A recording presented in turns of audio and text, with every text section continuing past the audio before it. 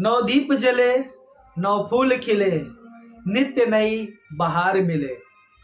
इस नवरात्र के पावन अवसर पर आप सभी को माँ दुर्गा का आशीर्वाद मिले। जय माता दी। नवरात्र के प्रथम स्वरूप माँ शैलपुत्री की आज पूजा होती है। सुख, शांति और समृद्धि की मंगल कामनाओं के साथ मैं अमित शुक्ला आप सभी को और आपके पूरे परिवार को नवरात्र के इस पावन अवसर पर हार्दिक शुभकामनाएं देता हूं।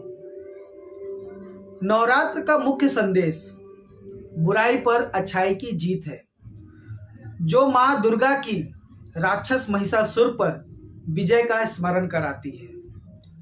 नवरात्र एक संस्कृत शब्द है जिसका अर्थ होता है नौ रातें, जो मां दुर्गा के 9 रूपों को दर्शाता है। मां दुर्गा के 9 स्वरूपों की लोग आराधना करते हैं, उपवास रखते हैं और मां के आशीर्वाद से घर परिवार में सुख समृद्धि की कामना करते हैं। नवरात्रि का विशेष महत्व यह है कि नवरात्रि में जो घर में कलश की स्थापना करता है, उस घर में मां देवी का आशीर्वाद सदा स्थायी रूप से बना रहता है।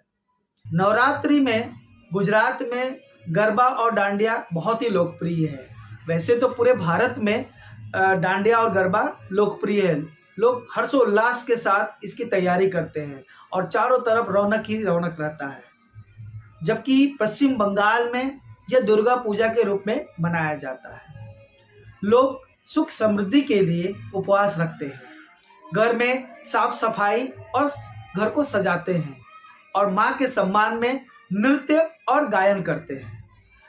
नवरात्रि में उपवास रखने से आपकी शारीरिक शुद्धि तो होती ही है, साथ में आपका पाचन तंत्र भी सुधरता है। अष्टमी या नवमी के तिथि को दुर्गा माता के रूप प्रतीक माने जाने वाली छोटी छोटी कन्याओं की पूजा होती है और उन्हें भोजन कराकर उन्हें उपहार दिया जाता है। रावण पर प्रभु श्री राम के विजय और बुराई पर अच्छाई की जीत माना जाता है। नवरात्र के नियमों में तामसिक भोजन का त्याग करना चाहिए, जैसे कि मांसाहार, प्याज, लहसुन और शराब का सेवन तो बिल्कुल नहीं करना चाहिए। व्रत में ब्रह्मचर्य का पालन करना चाहिए। साथ में घर में शुद्धता और सात्विकता बनाए रखना चाहिए। दिन में तो बिल्कुल सोना नहीं चाहिए। घर में साफ सफाई का पूरा ध्यान रखना चाहिए और सुबह और शाम माँ दुर्गा की आरती होनी चाहिए। और खास ये भी ध्यान रखिए कि परिवार के अन्य सदस्य भी तामसिक भोजन का त्याग करें। चलिए दोस्तों, माँ दुर्गा के 9 रूप के साथ उनके 9 संदेश के बारे में भी जानते हैं। सबसे पहले माँ शैलपुत्री। यह माँ दुर्गा का पहला रूप है, जो हिमालय की पुत्री भी है। दूसरा माँ ब्रह्मचारिणी। यह माँ दुर्गा का दूसरा रूप है, जिन्होंने भगवान शिव को पति के रूप में पाने के लिए कठिन तपस्या की थी। माँ चंद्रघंटा।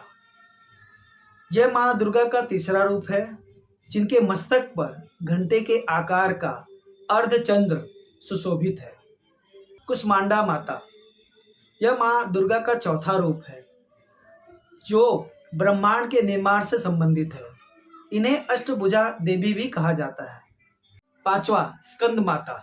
यह माँ दुर्गा का 5वां रूप है, जो मातृत्व का प्रतीक है और अपने हाथों पर भगवान स्कंद को धारण करती है, यानी भगवान कार्तिकों को धारण करती है।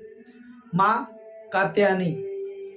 यह माँ दुर्गा का 6ठा रूप है, जो शक्ति और सुंदरता का प्रतीक है। माँ कालरात्रि। यह दुर्गा माँ का 7वां रूप है, जो आपके अंधकार और बुराई को नाश करने के लिए मानी जाती है। 8वां माँ महागौरी। यह माँ दुर्गा का 8वां रूप है, जो क्षमा, शांति और पवित्रता का प्रतीक है। 9वां माँ सिद्धिदात्री।